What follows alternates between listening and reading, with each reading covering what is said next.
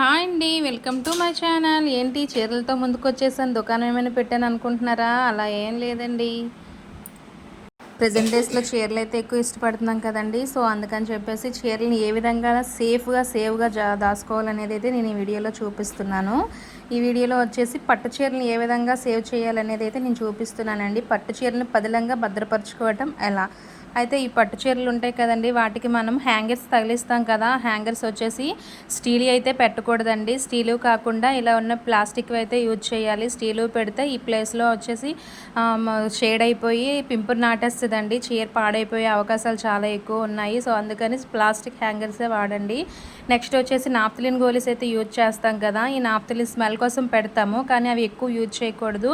ఇవి పెట్టేటప్పుడు షైనింగ్ అనేది పోయి కలర్ అనేది షేడ్ అవుతుందండి. అందుకని చెప్పేసి ఇవైతే కొంచెం తక్కువగానే వాడండి.